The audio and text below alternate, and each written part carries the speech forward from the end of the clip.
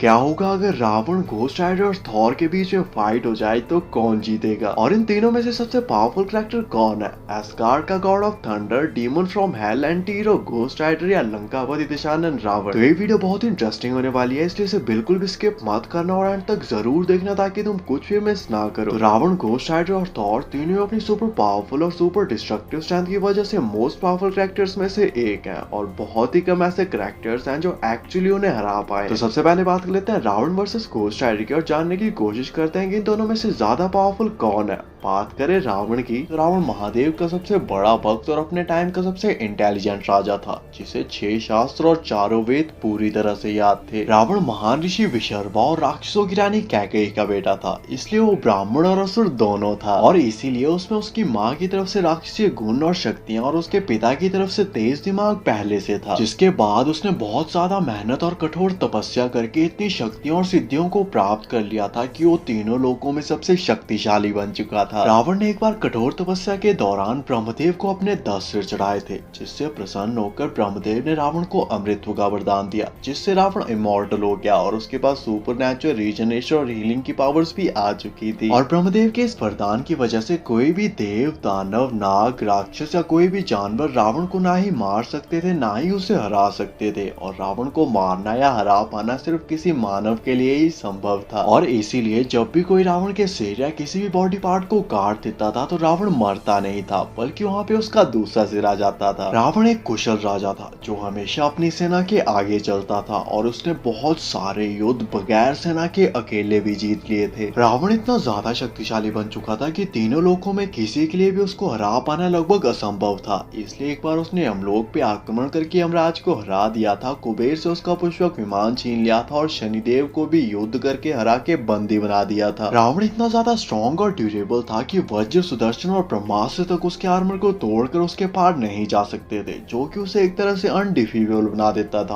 और इंद्रदेव और वरुण देव जैसे देवता सिर्फ उसका नाम सुनते ही वहां से डरकर भाग जाते थे। रावण की स्ट्रेंथ और रीजनरेशन का एग्जाम्पल हमें फाइनल फाइट में मिलता है, जहाँ पे उसने अपने सैकड़ों सिरों को दोबारा से रीग्रो किया था, लक्ष्मण और हनुमान जैसे योद्धाओं को हरा दिया था और ब्रह्मा के तमसा अस्त्र से बानरों की आधे से ज्यादा सेना को एक ही बार में मार डाला था। रावण के पास इमेंसिव स्ट्रेंथ थी और वो कभी भी फाइट के दौरान अपने ओपोनेंट पे अपनी फुल स्ट्रेंथ का यूज नहीं करता था, क्योंकि उसे हमेशा डर लगा रहता था कि वो सब कुछ डिस्ट्रॉय कर देगा। साथ ही उसके पास Superman strength, speed, stamina, durability और फ्लाई की भी पावर्स थी, जो कि एक ट्रेन्ड वॉरियर था और वो हर तरह के कॉम्बैट और वेपन्स को यूज करना जानता था। रावण डॉक्टर स्ट्रेंज की तरह अपने ओपोनेंट की मूव्स को प्रेडिक्ट कर सकता था, अपने बहुत सारे क्लोन्स बना सकता था और एंटमैन की तरह अपने साइज को छोटा बड़ा भी कर सकता था। और उसकी हर एक वेपन सुपर डिस्ट्रक्टिव और मैजिकल होती थी, जो कि अर्थ या किसी भी प्लेनेट को एक ही अटैक में डिस्ट्रॉय कर सकता था। तो ये थी रावण की पावर्स। और रावण की पावर्स को जान लेने के बाद अब बात कर लेते हैं घोस्ट राइडर की और जानने की कोशिश करते हैं कि आखिर ये घोस्ट राइडर कितना पावरफुल है। तो बात करें घोस्ट राइडर की, तो घोस्ट राइडर एमसीयू का एक एंटी हीरो है, जिसका सिर और पूरी बॉडी हेलफायर से जलती रहती है। घोस्ट राइडर को उसकी पावर्स मिलती है ह्यूमन बॉडी और ज़राथोस के कॉम्बिनेशन से, जो कि एक डिमोनिक सोल है, जिसे लूसीफर ने हेल से निकाल दिया था, क्योंकि वो वहाँ पे बहुत सारी सोल्स को अब्सॉर्ब करके अपनी पावर्स बढ़ा रहा था, जिससे लूसीफर अपना काम ठीक से नहीं कर पा रहा था। घोस्ट राइडर कितना ज्यादा पावरफुल है और टाइम आने पर कितना ज्यादा डेंजरस हो सकता है, इसका आइडिया आप इस बात से लगा सकते हो कि खुद हेल का राजा लूसीफर उस पर अपनी मैजिकल पावर से नजर रखता है, क्योंकि लूसीफर का मानना है कि अगर घोस्ट राइडर ने अपने ऊपर से कंट्रोल खो दिया तो वो एक अल्टीमेट किलिंग मशीन बन जाएगा और ह्यूमैनिटी को कुछ ही घंटों में खत्म कर देगा। और लूसीफर बिल्कुल भी नहीं चाहता कि ऐसा हो,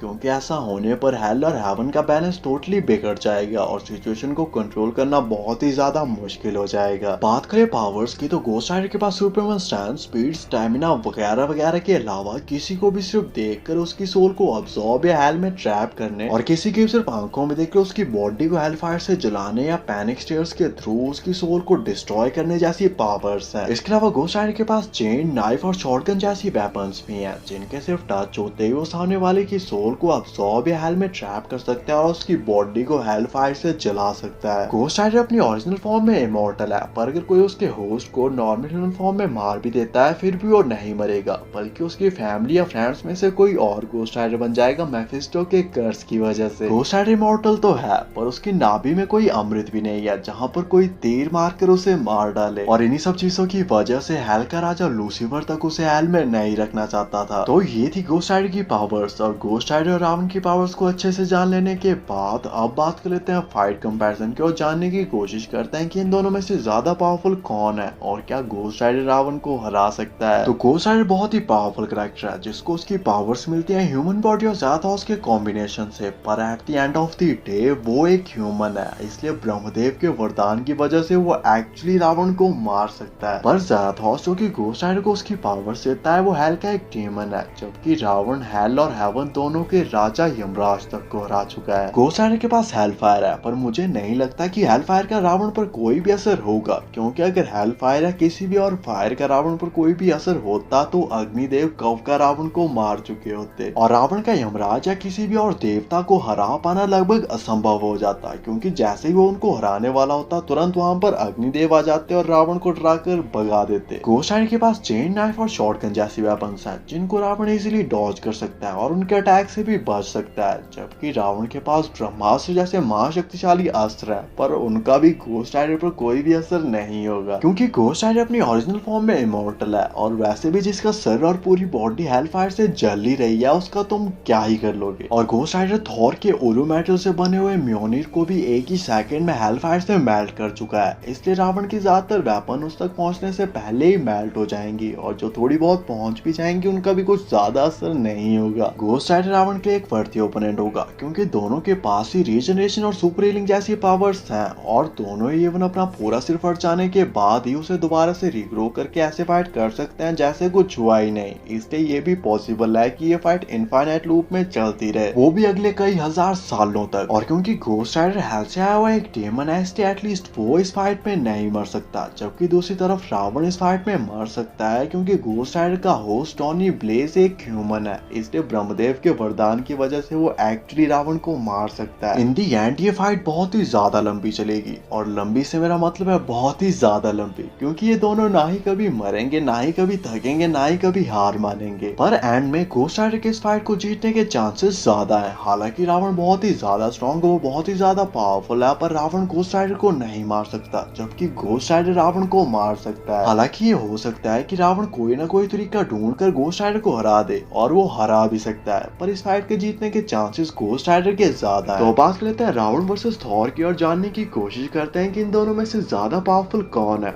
बात करें थॉर की, तो गॉड ऑफ थंडर थॉर एक एस्गार्डियन गॉड है जो कि ओडिन का बेटा है और पूरे नॉर्याम्स का प्रोटेक्टर है। क्योंकि थॉर एक गॉड है इसलिए उसके पास सभी गॉडली सुपर पावर्स है। बात करें कुछ बेसिक पावर्स की, थॉर के पास godly strength, speed, stamina, durability और सुपर हीलिंग जैसी पावर्स है, पर वो अपने किसी भी पार्ट को रीजनरेट नहीं कर सकता। थॉर एक गॉड है इसलिए उसकी एज बहुत स्लोली बढ़ती है, इसलिए वो पिछले हजारों सालों से जिंदा है और अगले हजारों सालों तक जिंदा रहेगा, और एज के साथ उसकी पावर्स और भी बढ़ रही है। थॉर गॉड ऑफ थंडर है इसलिए उसके पास थंडर से रिलेटेड पावर्स है, जिसमें वो वेदर को कंट्रोल कर सकता है और बहुत ही पावरफुल लाइटनिंग अटैक्स भी कर सकता है। थॉर के पास म्योनिर और स्टॉर्म ब्रेकर जैसी गॉडली वेपन्स भी हैं, जिससे वो प्लैनेट्स को सेकंड्स में ही डिस्ट्रॉय कर सकता है और इमॉर्टल बीइंग्स को भी किल कर सकता है। थॉर इतना ज्यादा ड्यूरेबल है कि बड़े से बड़ा एनर्जी ब्लास्ट और अटैक भी उसका कुछ नहीं बिगाड़ सकता, और वो न्यूट्रॉन स्टार की कॉन्सेंट्रेट एनर्जी बीम्स को भी सर्वाइव कर चुका है, और पावर्स के मामले में 6 इन्फिनिटी स्टोन्स की पावर्स को ब्रेक करके थैनोस का सीना चीर चुका है। तो ये थी थॉर की पावर्स, और इन दोनों की पावर्स को अच्छे से जान लेने के बाद अब बात कर लेते हैं फाइट कंपैरिजन की और जानने की कोशिश करते हैं कि इन दोनों में से ज्यादा पावरफुल कौन है और फाइट होने पर कौन जीतेगा। तो थॉर फिलहाल एमसीयू का स्ट्रॉन्गेस्ट एवेंजर है, जिसने हजारों लड़ाइयां लड़ी हैं, उन्हें जीता है, बहुत सारे सुपर विलन्स को हराया और न्यूट्रॉन स्टार की कॉन्सेंट्रेट एनर्जी बीम को भी सर्वाइव किया है, पर रावण जैसा कुछ भी उसने आज तक फेस नहीं किया होगा। थॉर के पास ऑलमोस्ट इंद्रदेव जैसी पावर्स है, पर इंद्रदेव थॉर से ज्यादा पावरफुल है, और ज्यादा पावरफुल होने के बावजूद भी इंद्रदेव रावण के सामने आने से भी डरता था। थॉर रावण पे लाइटनिंग अटैक करेगा, जिसका कुछ खास फायदा नहीं होगा। Hand to hand combat Ravan prefer नहीं करता और मोस्टली दूर से फाइट लेना पसंद करता है, इसलिए थॉर के पास उसका लास्ट ऑप्शन होगा उसका स्टॉर्म ब्रेकर, और थॉर अपनी फुल स्ट्रेंथ के साथ रावण पर स्टॉर्म ब्रेकर से अटैक करेगा। वैसे तो थॉर का स्टॉर्म ब्रेकर रावण के आगे कुछ भी नहीं है, पर मान लो थॉर अपनी फुल स्ट्रेंथ के साथ अटैक करता है और वो हिट कनेक्ट भी होती है, और वो थैनोस की तरह गलती नहीं करता और सीधे हेड पे एम करता है, और मान लो समहाउ इस अटैक से रावण का सिर काट भी देता है, फिर भी रावण इससे नहीं मरेगा बल्कि रीजनरेट होकर वहाँ पर उसका दूसरा सिर आ जाएगा। जबकि दूसरी तरफ थॉर इस टाइप के किसी भी अटैक को सर्वाइव नहीं कर पाएगा क्योंकि उसके पास फास्ट हीलिंग तो है पर उसके पास रीजनरेशन की पावर नहीं है। इसके अलावा ब्रह्मदेव के वरदान की वजह से रावण को सिर्फ कोई इंसान ही मार सकता है, जबकि थॉर एक गॉड है, इसलिए चाहे थॉर कुछ भी कर ले वो रावण को नहीं मार सकता। इन दी एंड थॉर ना ही रावण को हरा सकता है ना ही उसे मार सकता है। जबकि दूसरी तरफ रावण के पास थॉर को मारने के लिए हजारों वेपन्स और हजारों तरीके हैं और तीनों लोग रावण से ऐसे ही नहीं डरते। फाइट के दौरान चाहे जो भी हो पर रावण इस फाइट का एक अल्टीमेट विनर होगा और थॉर ना ही रावण को हरा सकता है ना ही उसे मार सकता है। और थॉर के पास विभीषण भी नहीं जाएगा ये बताने के लिए कि उसकी नाभि में अमृत है। बाकी आपको ये वीडियो कैसी लगी, इस फाइट की और क्या पॉसिबिलिटी हो सकती है और एमसीआईटीसी का ऐसा कौन सा कैरेक्टर है जो रावण को हरा सकता है, कमेंट करके जरूर बताना। ऐसी अमेजिंग वीडियोस के लिए चैनल को सब्सक्राइब कर देना एंड थैंक्स फॉर वॉचिंग।